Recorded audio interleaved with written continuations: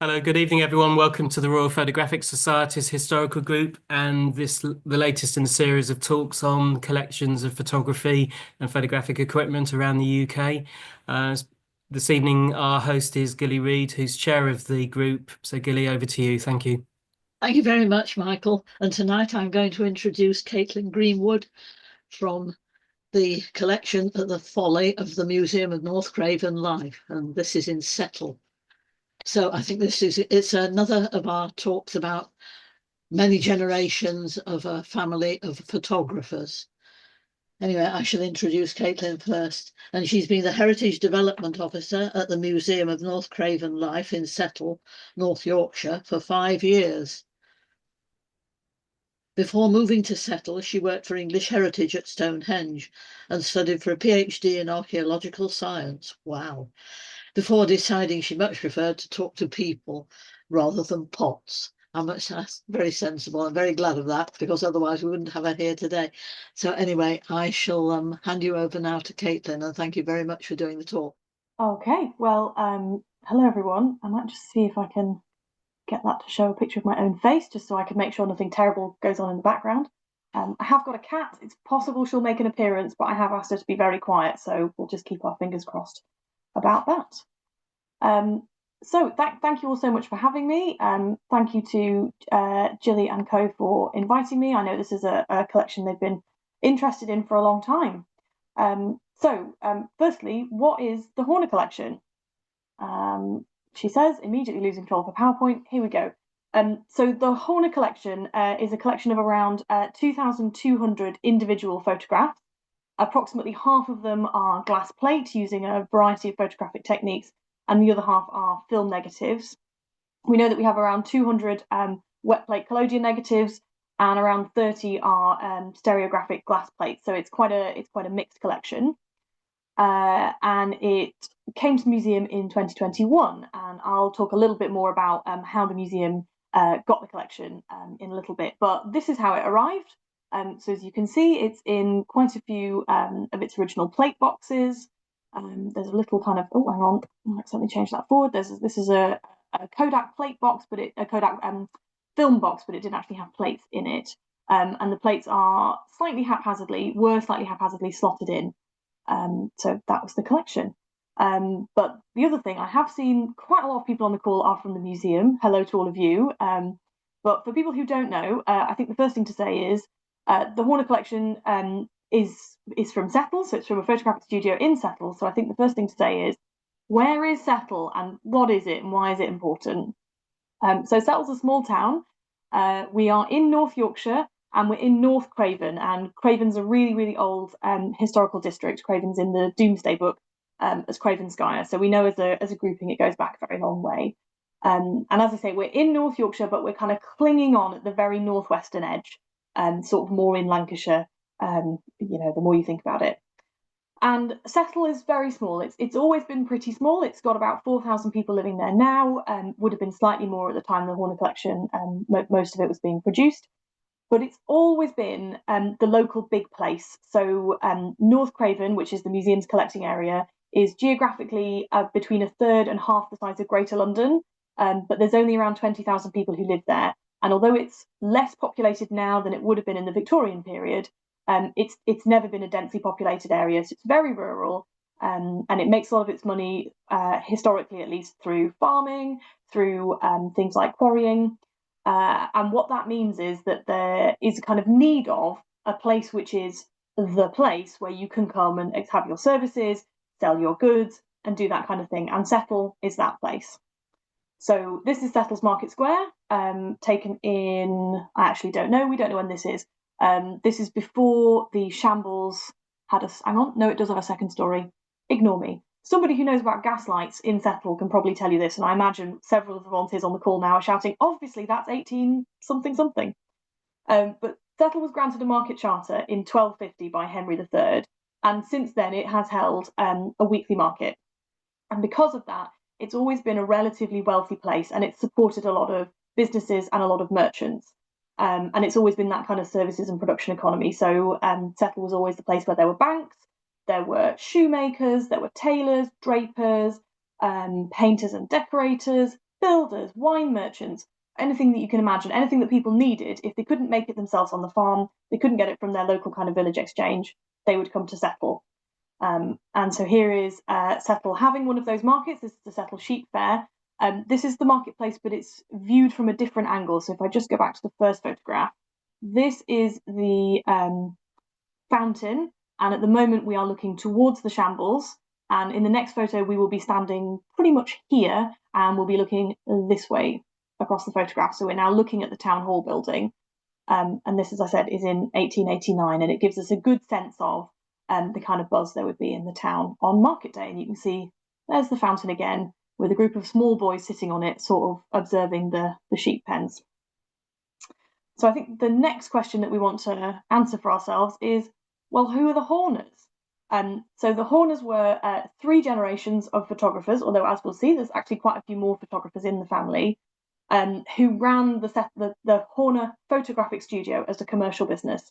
And they did that from 1864, when the studio was founded, right the way through to 1960, with the death of the final member of the studio. And so on the left here, we've got Michael Horner, who founded the studio. In the middle, we have his younger brother, Anthony, who ran the studio for the kind of longest chronological period, I think. And then on the right here, we've got his son, Edward Holmes Horner, or Eddie Horner, as I'm going to call him. And he's the 3rd generation of Horners. So this is Michael Horner. It's really, really lovely that we've got a photograph of him, because for a long time it was thought that there wasn't really a portrait photograph of him surviving. He's obviously quite a young man here. And we know that this is him. He hasn't written his name on the plate, but he has, in the emulsion, scratched out the word photographer, which is quite lovely. So that's him as the photographer. So he's born in 1843, and when he was 21, he went to work. He went to Manchester to learn the processes of photography. And when he came home, he put out a great big advertisement in the Settle Chronicle, which is our local newspaper, saying that he had spent 4 months in one of the leading photographic studios in Manchester, and that he had now commenced the business at his father's address in Marketplace, Settle. And his father, Thomas Horner, was a painter and decorator and had a sort of sizable workshop. Unfortunately, we don't know which studio that was, but in this case, it's almost certainly for a lack of trying. We haven't actually got to the stage where we're investigating that kind of link, so it's possible that will be find-outable somehow, which would be really exciting for us. So Michael sets up the studio, and he seems to be reasonably commercially minded. I'm just going to old-fashioned switch over to my next page of notes. And as I think I said, there was known to be one photograph of him, but it's this. And this is obviously a much more modern negative. You can see it says Kodak there. And here he is at work. And we're going to come back to talk about this photograph a little more in the future. But I just wanted to, this one being a copy, we thought it was really lovely that we turned out that we did have this full face portrait, which would be great.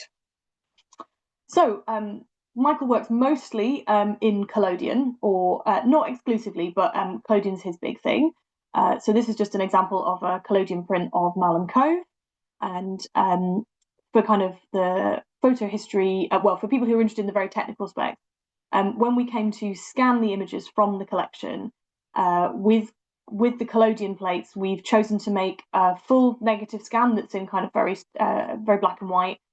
We've obviously generated a positive from that, but we've also taken another scan aiming to kind of capture the original colour of the plate, because as I'm sure a lot of you will know, collodion plates have a very characteristic sepia tone to the negative. So that's what we can see over here. And I've flipped it so that it matches the positive image. And I just want to draw your attention to this plate's actually been edited relatively heavily. So there's masking applied to the sky, which gives it that nice kind of white effect.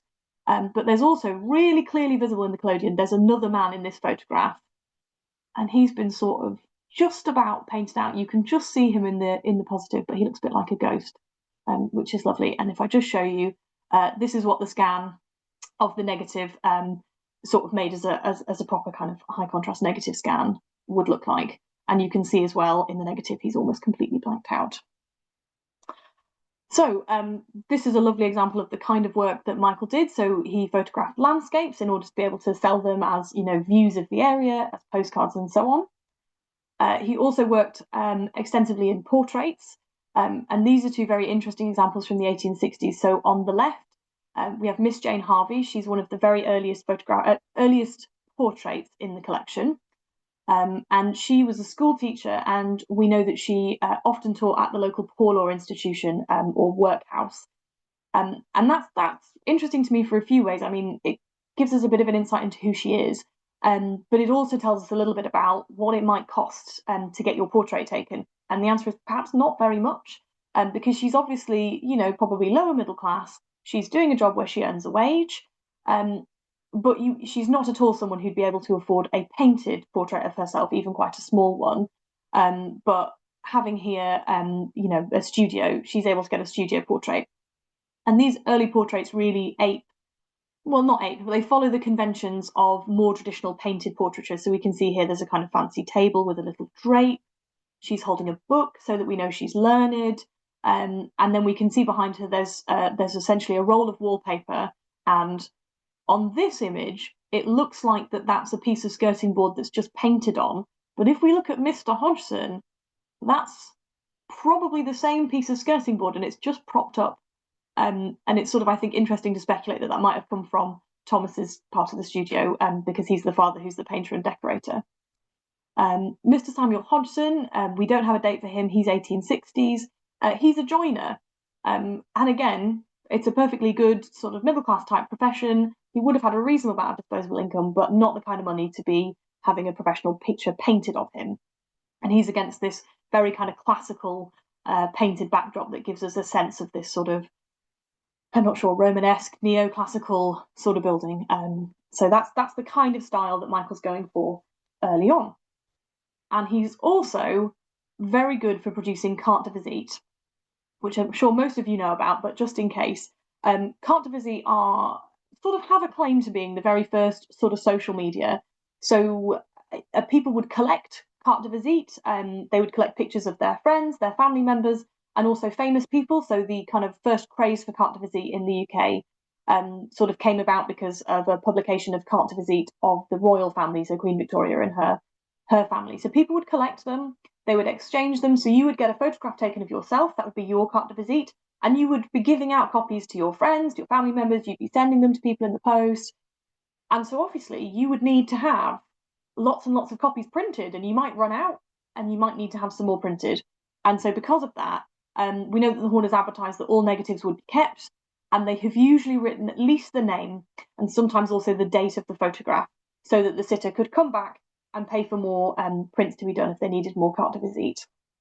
And I've chosen to show you Dr. Lees, not because he's a very attractive man, although I personally think he looks quite a lot like Willem Dafoe, but because there's this really lovely addition to the plate here, which has been used for masking. And when we have scanned the plate under a kind of very strong light on a digital scanner, it's not really made much of a difference. There's just this strange wispy effect, and this is probably sheep's wool that's been applied to the plate itself. But when it was developed using contact printing, it would have looked much more like something like these. So these are both images that I just found on eBay, but they have the kind of feathered out effect that's been made by the application of that sheep's wool to kind of create the feathering, which is just, I think, quite an interesting thing to be able to think about the process, as well as everything else. So Michael's doing all these things. He also gets married in 1866 to a lady called Betsy. She's Betsy Nee Brown. And in the same year, or the following year even, probably 1867, this photograph is taken. And this, as I said earlier, was for a long time thought to be the only surviving photograph of Michael. And it's interesting for a number of reasons, because obviously this is a photograph of the photographer at work, which itself is quite interesting. He's actually at a place called Scaleboforth, which is a local beauty spot. So you can see behind him, just here, is the Scaleboforth waterfall. And this kind of slightly curious looking thing is a portable darkroom. And so in this container, maybe in that container, we think, who knows what's in the container, right? But possibly in that container, certainly within the darkroom, he would have had a container of the wet collodion solution, which would need to be applied to the plate immediately before the production of the photograph, because it has to be used wet, as I understand it. I'm sure there are people on the call who understand collodion much more than I do. But the plate needs to be prepared in the darkroom, because the collodion is light sensitive. So the plate goes in, he gently kind of like pours the collodion over, gently kind of waggles it around so that the plate is relatively evenly covered. And the remaining solution would be sort of poured back into the tin as best as you could manage. The photograph plate would then be placed in essentially a plate protector. There is a proper name for that I have forgotten. And that would kind of keep the light out until it was ready to be loaded into the camera. So that itself is quite a lovely thing. But he's also holding something here, which I'm not sure if you can see. Obviously, this round thing here is going to be the aperture or the lens, but it's possible that just next to it, hang on, let me waggle the mouse around and get it back. Just next to it here is a sort of tiny shadow, which might be the shadow of a second aperture, which, if it is, would suggest that this is a stereographic lens. And as I'll come on to talk about, we do know that Michael took stereos. So this itself is really interesting. I think it's a sort of a kind of really nice example of what the working tools of the photographer looked like in the mid-1860s. But there's another question that's probably occurred to some of you, and that is, well, if he's the photographer, who is taking this photograph? Which itself is actually more challenging to answer than you might think, because the kind of natural thing you would want to say is, well, obviously his younger brother Anthony takes over the business, so Anthony is probably learning the ropes and is taking this photograph. And that's definitely possible. Anthony would have been about 14 when this photograph was taken, which is, I'm sure he perfectly would have been competent, and I'm sure he would have been learning the ropes by then. But there are two other candidates who might well have taken this picture, because Michael had another brother called Joseph, who was younger than Michael, older than Anthony, who would have been about 18 when this photograph was taken, who also went on to become a photographer, although in the end didn't take up the business. But there is a third person, and that's Betsy, Mrs. Horner, because in the 1971 census, Michael's died by then, but Anthony and Joseph and Betsy all list their profession as being photographer. So we don't know, we will never know. But I personally think it's nice to think about whether it could have been Betsy who had taken that photograph. So there we are.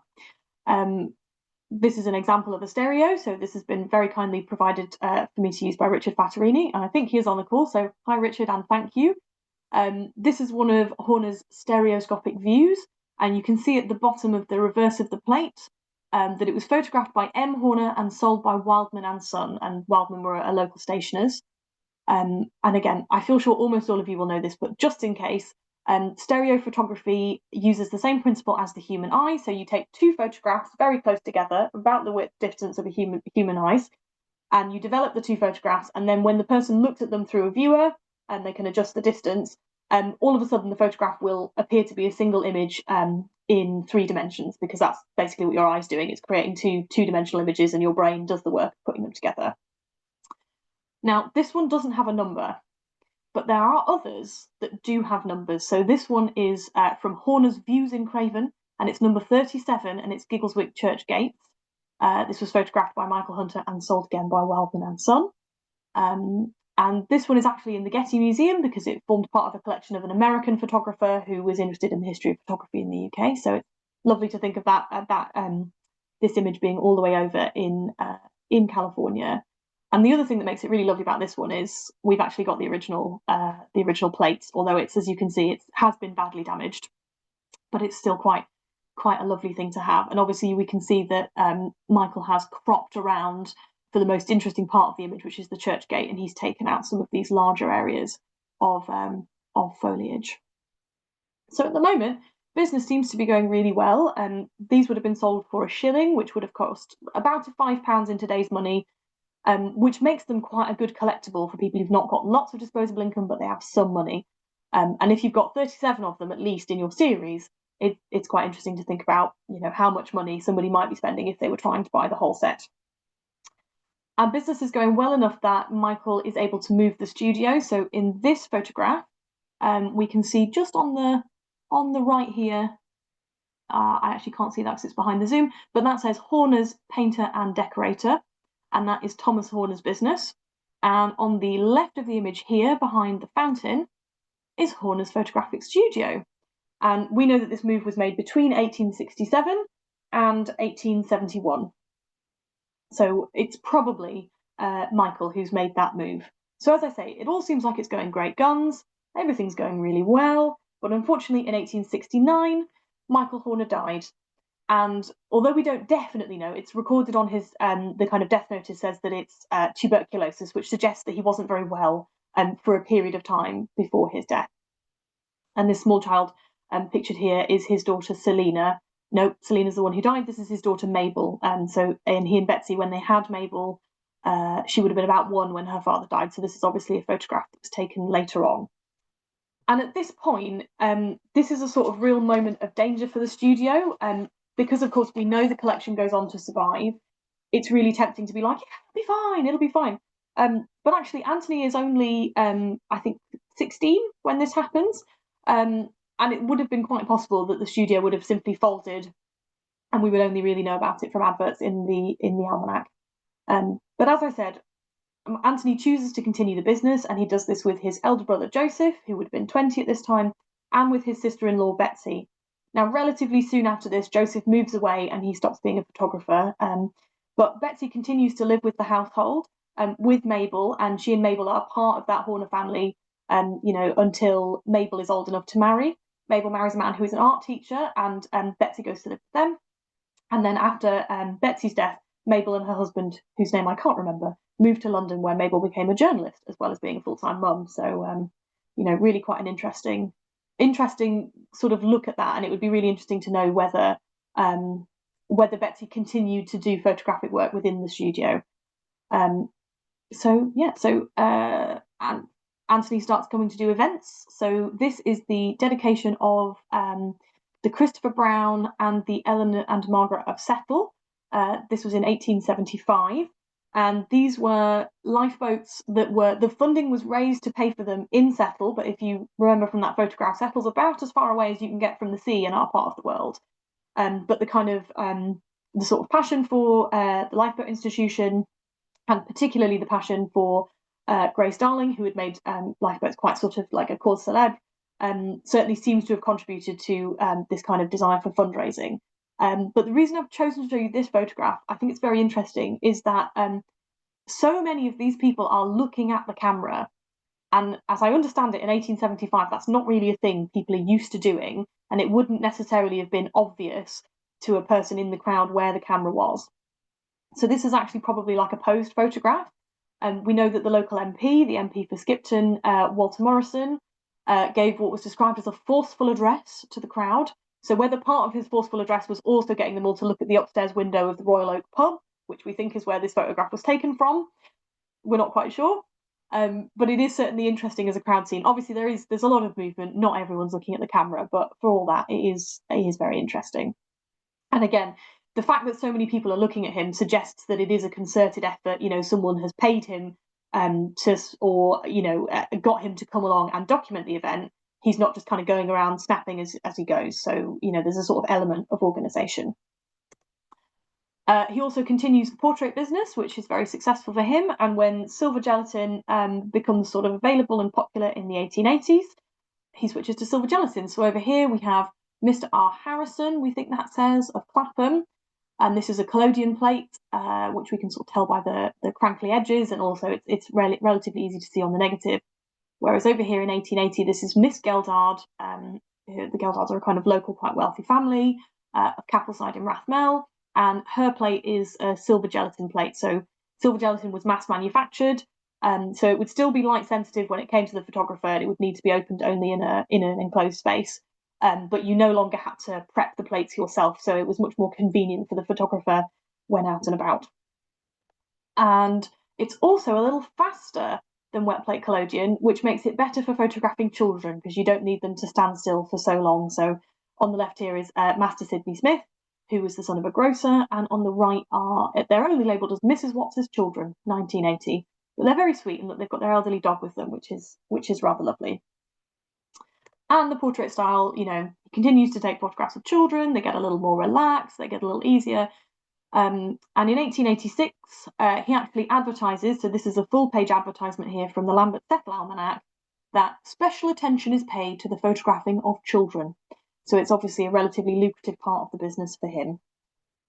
As we can see from this advert, there's a lot of other things that Anthony Horner would be prepared to do. So he would, where's my mouse? Here we go. Photographs copied and enlarged to any size. Photographs finished in oil, watercolour, or neutral tint.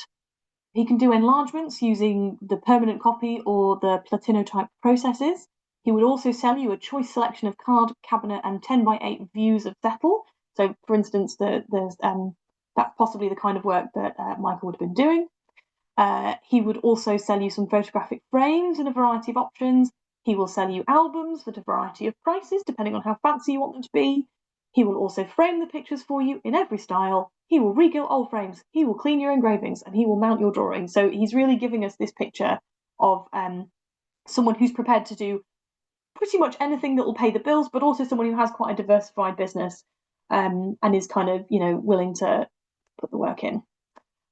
So these are just a couple more of the portraits. So we've got Miss Golland of Beck House, 1896, and we can see already that the portrait starts becoming more relaxed. We no longer have the kind of stuffy drape, the stuffy prop, although Miss Golland has got her very beautiful dog.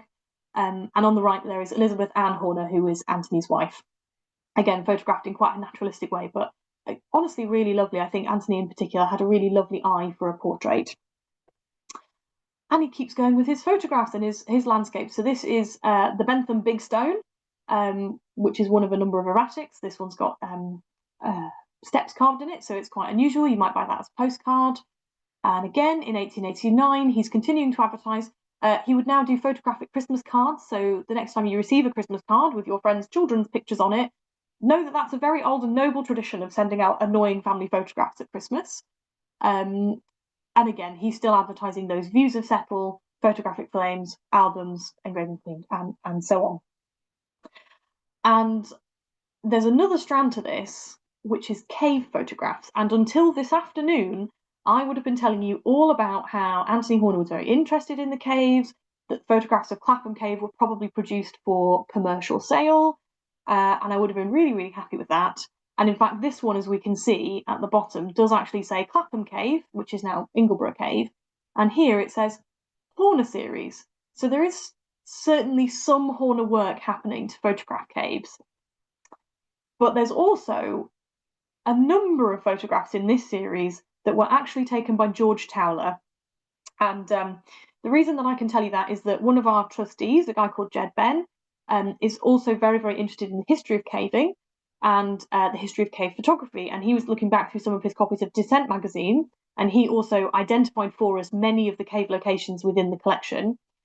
And in an article from 1999 in Descent, he came across exactly the same photograph as one that's in the Horner collection, which Chris Howes, who many of you will know, Chris Howe even, as really the kind of the last word in cave photography. He's the author of To Photograph Darkness.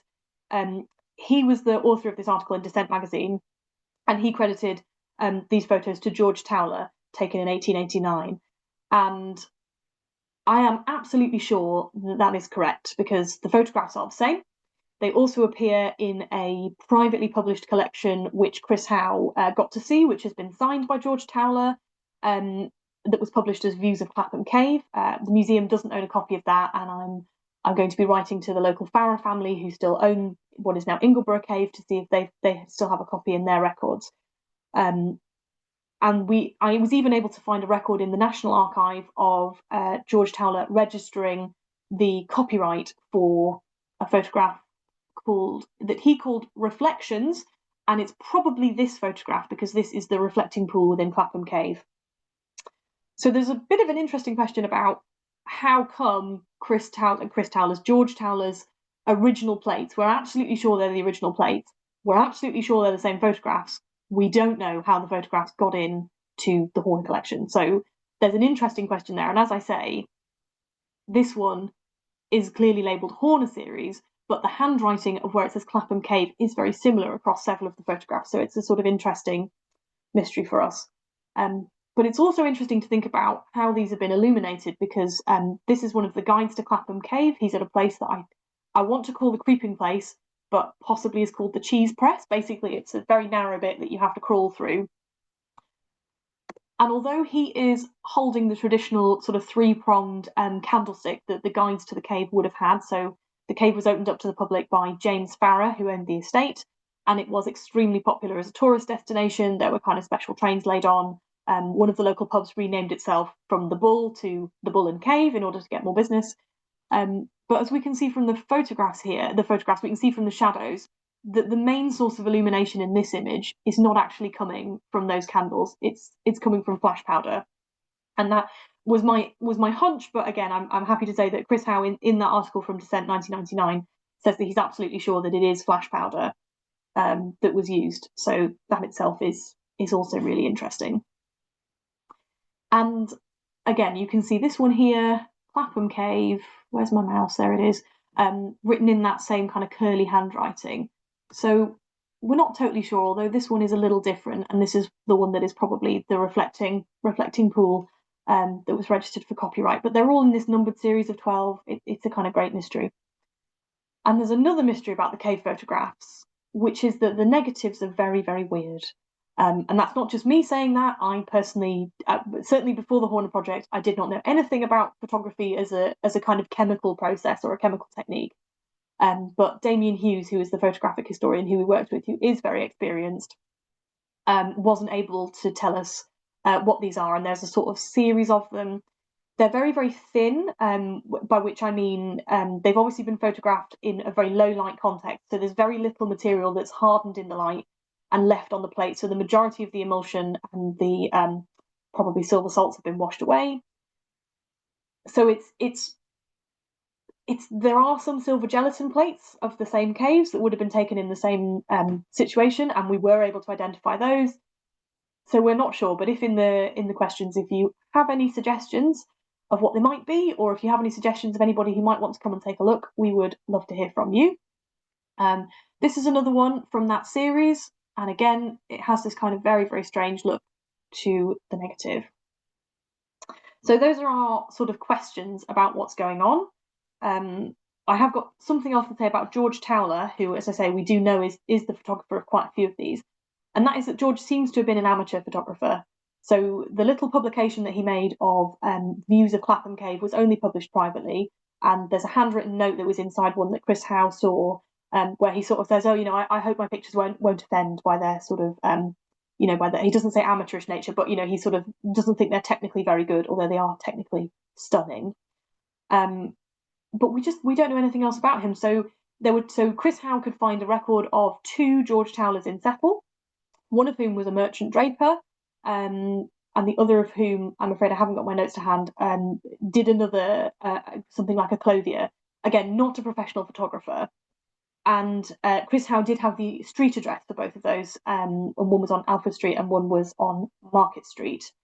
And then when I found today the National Records Office kind of note of description for the copyright claim, it says that he was George Towler of Brookside, Giggleswick, which is a house, and Market Street in Settle. So that suggests that that's his home and then his place of business. So he probably is, I think I'm right in saying, a clothier. So it is, as I say, sort of mysterious. And this only kind of came together for me this afternoon. Jed was in a few weeks ago with his copies of Descent to say, have you seen this? I think this is probably, we thought this was Horner, it's not Horner. So that itself would be quite interesting.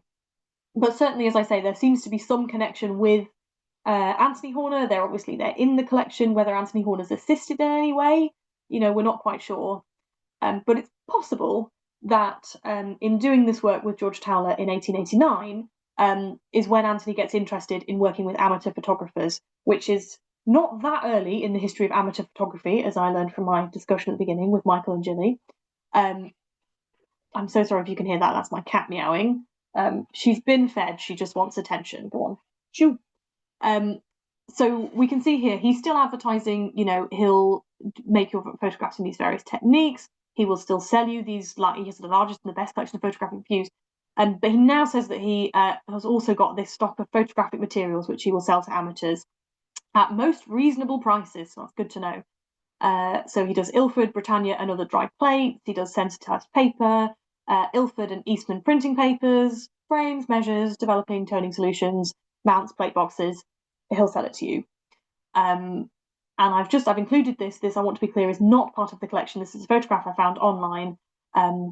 But Eastman, as a lot of you I'm sure will know, became the Kodak company, who obviously are still in business today and makers of cameras. And all of their products were produced in America. So it's sort of, again, interesting to think that something like this trade catalogue might have been the kind of thing that Anthony is using to order the materials. But that's only a guess, and I want to stress this is not part of the Horner collection. It's not in the museum collection. I just found it when I was Googling for, what do Eastman papers look like? What do Britannia dry plates look like? And I just thought this was a lovely image to use. So, just double check where I am in my list. So, the next Horner, around about 1890s, takes us to Eddie Horner, who was born in 1890 to Anthony and Elizabeth Ann. Here he is washing some windows. It's incredibly tempting to think he's washing the studio windows. We've no idea, but it's nice to think that's where he is. And here he is on the right as a younger child again. Very cute, extremely cute. And Eddie Horner, he's born in 1890. He's apprenticed in 1905 when he would have been 15, alongside his cousin Willie Tunley and another local boy who was not a relative of theirs called George Brown. And we do know that at least one Horner definitely took some cave photos, because there's this photograph of Gaping Gill, which is owned by one of George Brown's descendants, I think a great-grandson, and it's signed on the back, Gaping Gill, Ingleborough, Eddie Horner / George Brown. So I'm reasonably happy that at least one Horner took some photographs of caves. And Willie and George are both sort of interesting in their own ways. So Willie went on to set up a photographic studio in Penrith, while George Brown went on and established a photographic studio in Otley. And another of Anthony and Elizabeth Ann's sons, Brian, went to Tunbridge Wells in Kent, where he founded a studio. So they obviously, as well as sort of taking on a lot of business, they also seem to have had a large number of apprentices and been responsible for training a lot of people who went on and became professional photographers. So Eddie would have finished his apprenticeship in 1912, when he would have been 21 or 22, which feels like the kind of time that he might have wanted to take over the business, maybe a couple of years, find his feet. But of course, in 1914, World War I breaks out. And we actually have a suite of photographs within the collection that are photographs of the send-off of the volunteers. So a local man called something Tunstall sort of set out to recruit 100 volunteers from the district, and he put adverts in newspapers, and he did events, and he was one of the volunteers. And they were Tunstall's men, and he was able to raise not quite 100, but it was something like 86, 87. And so they set off as volunteers for kind of the Kitchener's Volunteer Army. And on the day they left, their train was actually due to take them at 6:30 in the morning. But the whole town turned out to see them, to wave them off. There was a brass band. And there's a suite of really kind of poignant photographs of those men going off to the war. Now, Eddie Horner was not one of those men. He was actually a Quaker, along with his father, Anthony Horner. So around the time that Anthony and Elizabeth Ann met, Anthony converted to being a Quaker. So when I showed you Michael's tombstone earlier on, that's in the local C of E graveyard, but Anthony and Eddie, I believe, are both buried in the local Quaker graveyard. So he didn't actually want to serve in the war, but Eddie Horner did serve as part of the British Red Cross and also the Order of St. John.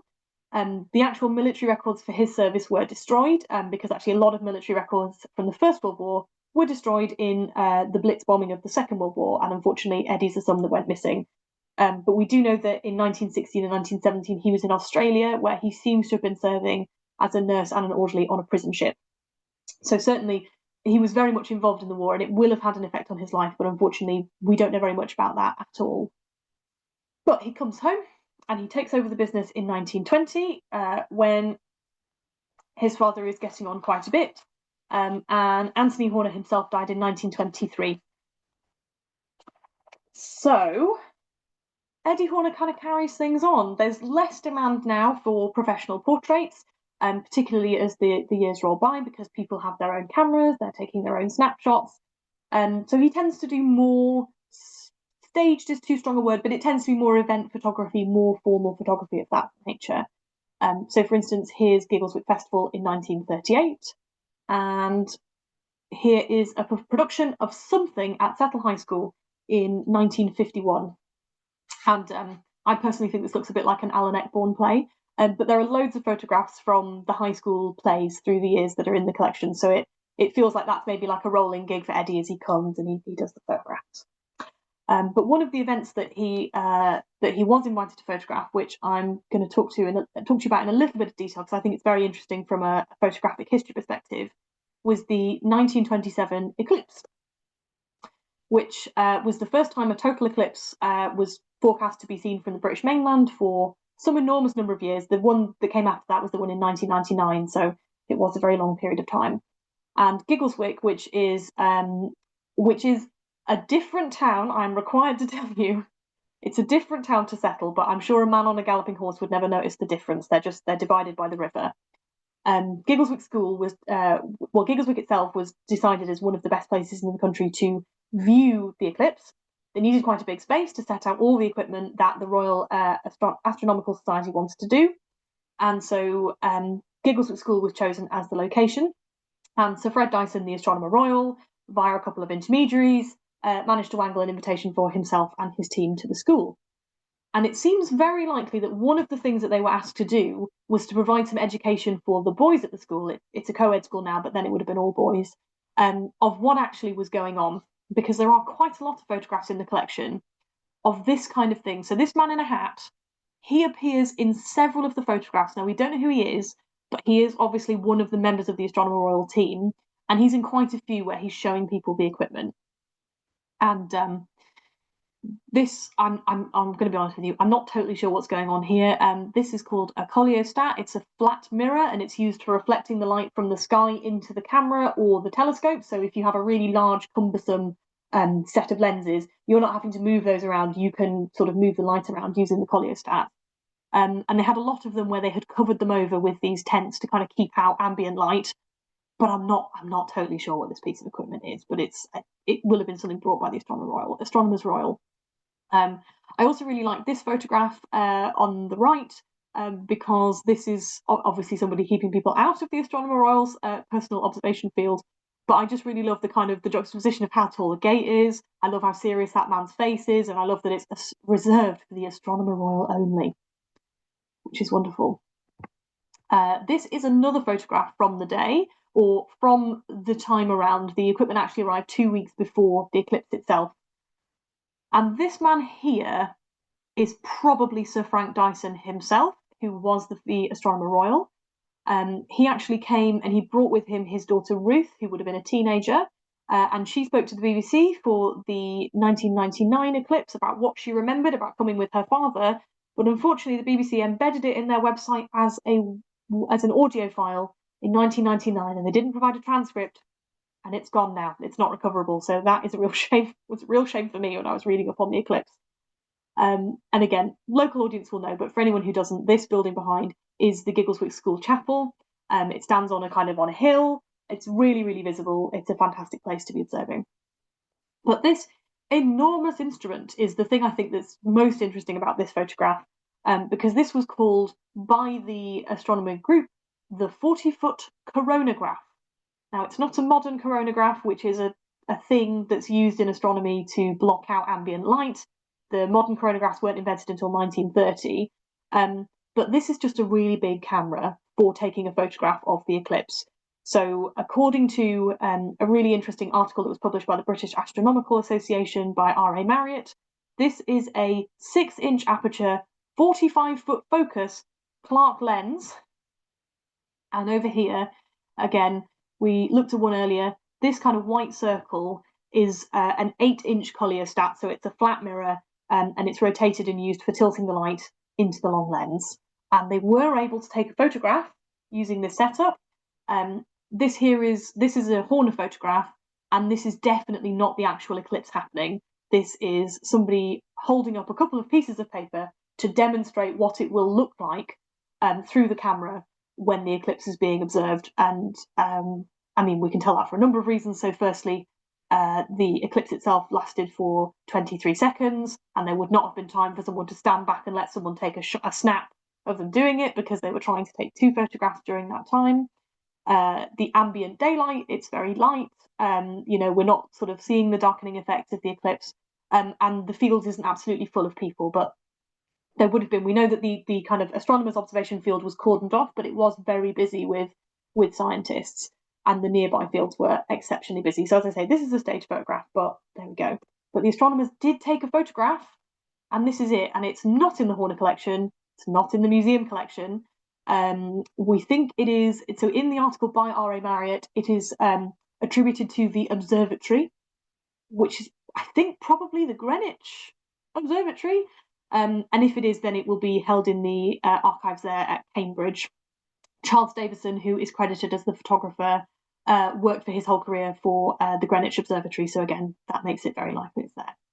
And he took this with that enormous camera that we saw there. And that was an exposure of 19.5 seconds, which was almost the whole eclipse, which was 23 seconds, which I've included just because I think it's a really interesting piece of photo history. And it's lovely to have the photographs of that enormous camera in the Horner collection, even if it isn't itself a Horner photograph. So what else? Eddie Horner also gets into advertisements. We haven't really seen very much material that's obviously been produced for a kind of commercial advertising purpose, but that really starts to come in with the Eddie Horner era. So here are 4 ladies who look unbelievably embarrassed to be in that photograph.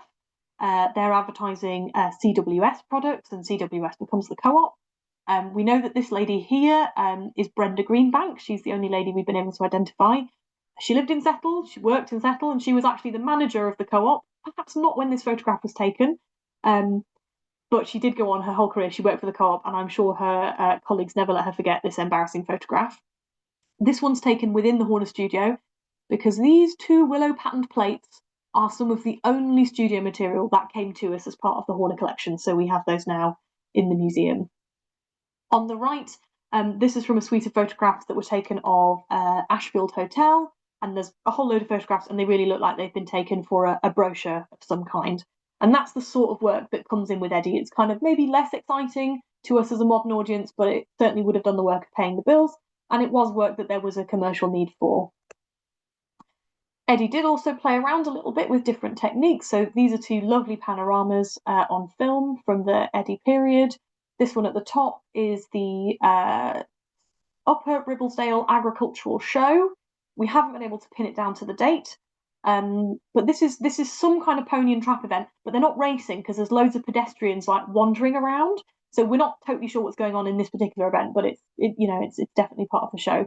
And then there's this kind of lovely, quite sort of classical pastoral image of horses being used to cut the hay on the bottom. And we do know as well that Eddie did a little bit of experimenting. So I remember when I saw this photograph, and I was working alongside Damien, and I said to him, "Wow, have you ever seen a more boring photograph? Why would you take that photograph?" But Damien was like, "What are you talking about? This is really interesting." Because for him as a photographer, this is somebody thinking about stereos. So stereos come around every 30 years being interesting, and they've come back into fashion. What does your eye do, and how can you make a photograph interesting when you're photographing something shiny, like this shiny silver vase, on a shiny surface, like this shiny glass table, when you're also trying to make your eye turn it into a 3-dimensional image? So I've included that just for a little bit of interest. So it all just kind of put us along, really.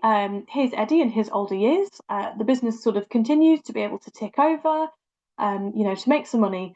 And as I say, it was still a going concern when he died in 1960, and it was sold as a commercial business to another owner, and then very quickly to a couple called Ken and Jean Jelly.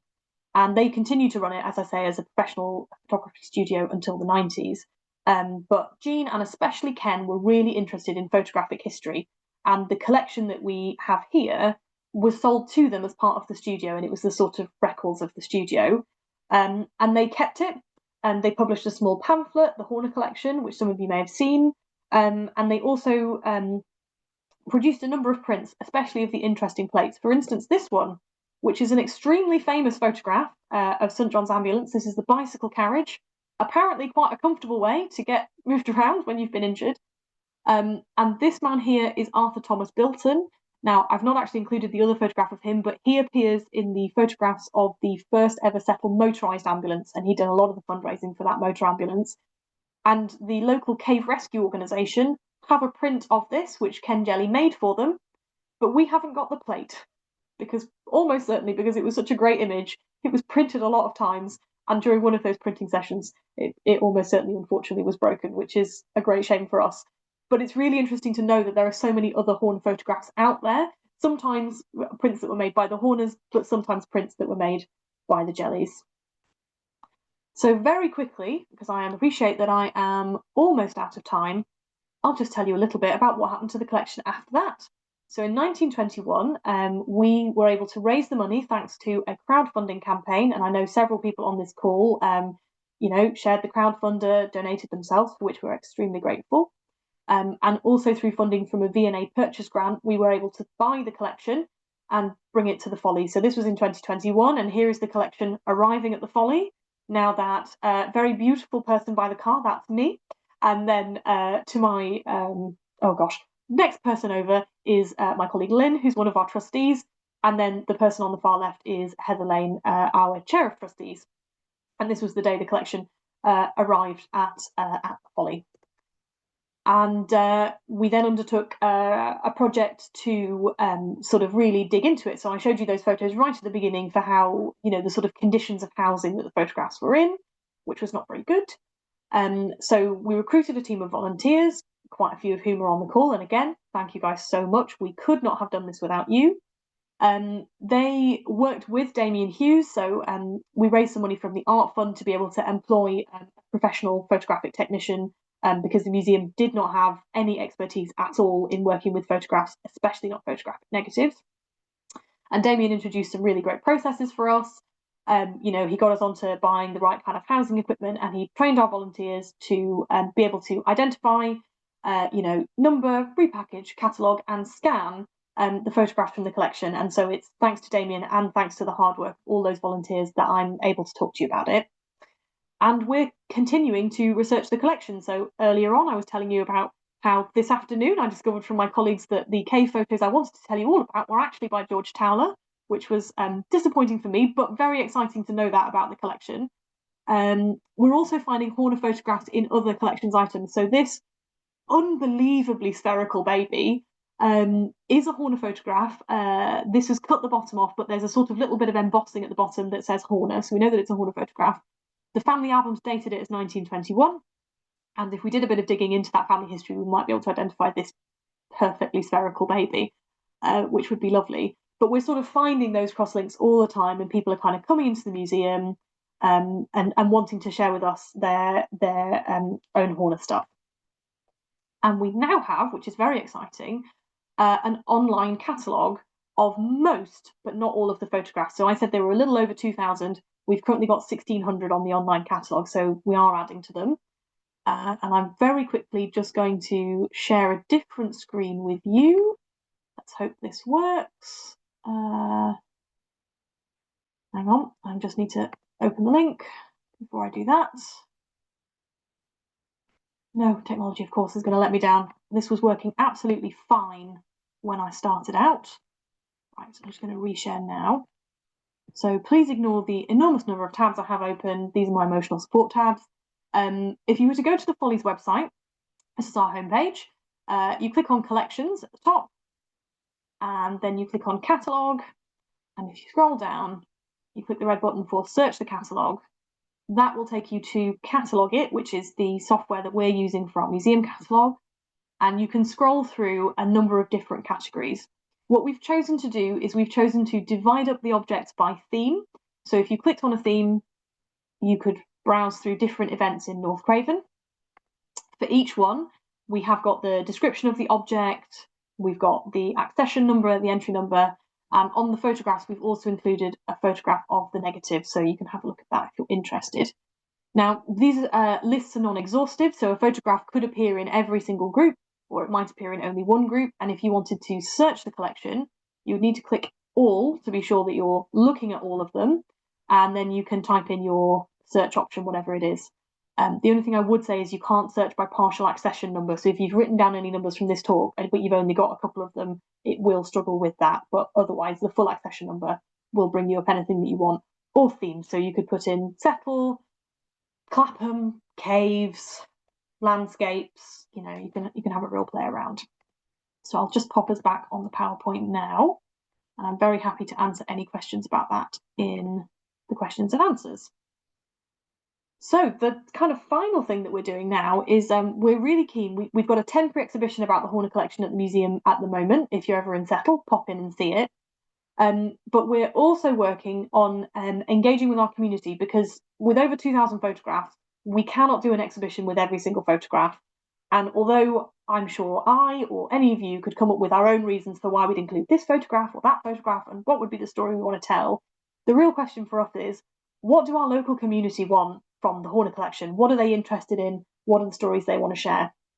So my colleague Isabel, who's our community curator, has been doing this really wonderful project with the community, which is called Blueprint, where taking those digital scans, we've printed a lot of the negatives again onto acetate, and then using those acetate and using cyanotyping, which is another photographic process, although not represented in the Horner collection, we're getting people to respond to the images using the negatives, using the written word, using kind of scavenged items to create cyanotypes on fabric. We're using a kind of pre-prepared cyanotype fabric, and those are all being stitched together into an enormous quilt, which we're going to display alongside the temporary exhibition. And as part of doing that process, it's helping us really work out what are the themes that speak to people most strongly. What do people find most interesting? What's surprising to them about the collection? And sort of using that information, we'll pull that together into a kind of plan for a permanent exhibition. So yes, let me just have a very quick look at the time. Look at that, 1959. I'll take that, bang on. So that's the end of my talk. Thank you so much to Damien, to Ken and Jean Jelly. Jean is still alive, and also to Mike Slater. So Mike is a local historian to us in Settle, and he wrote a really fantastic article about the Horner family for the North Craven Heritage Trust Journal, and that's been the foundation of a lot of the work that we've done. Thank you so much to all of the Horner Collection volunteers. Thank you to everybody who donated to the crowdfunder, and of course also thank you to the Arts Council England V&A purchase grant, and to the Art Fund, who paid for all this work to be done, and without them I wouldn't be here, we wouldn't be looking at these photographs. So thank you. That was great. Thank you, Caitlin. That was really, really interesting, and what a fascinating collection that you've got there.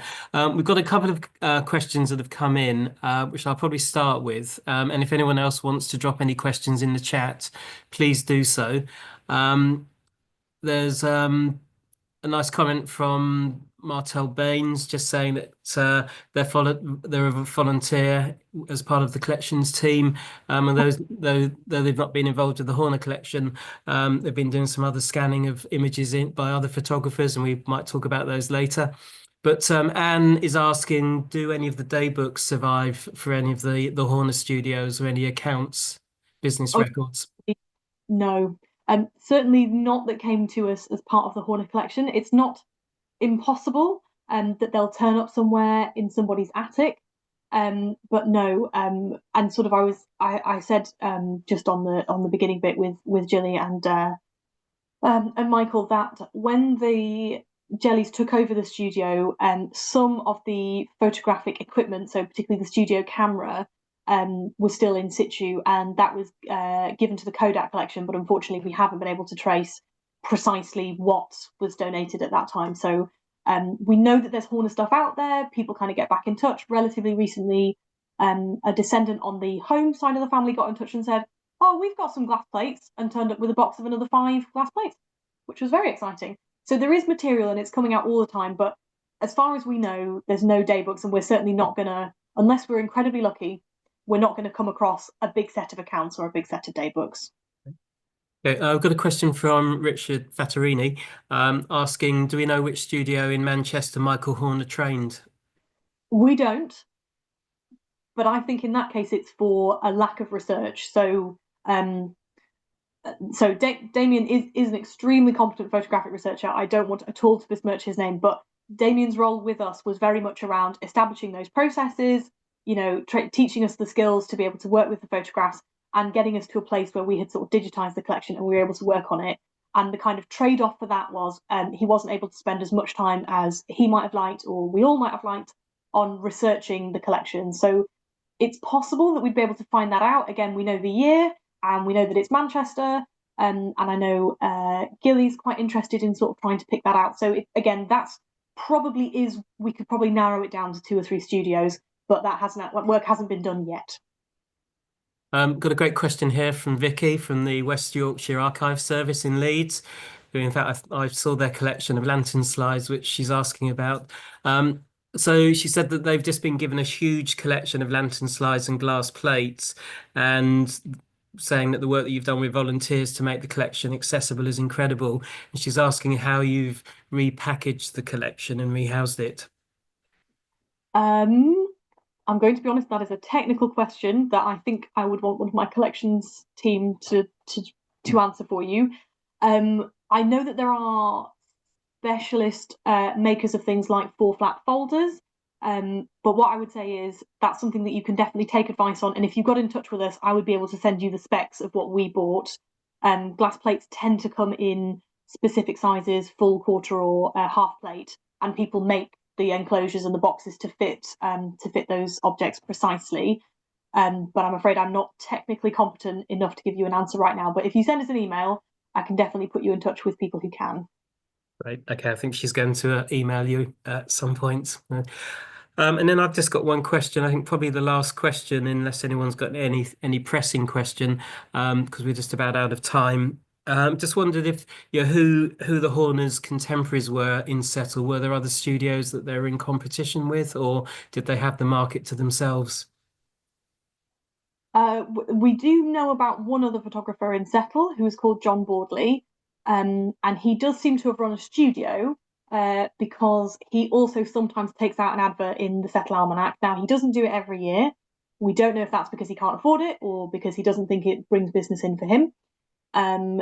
His adverts tend to be half a page or a quarter of a page, and they're not as flashy. So the Anthony Horner adverts, I'm really sorry, this is going to make everybody motion sick, but I'm going to skip back.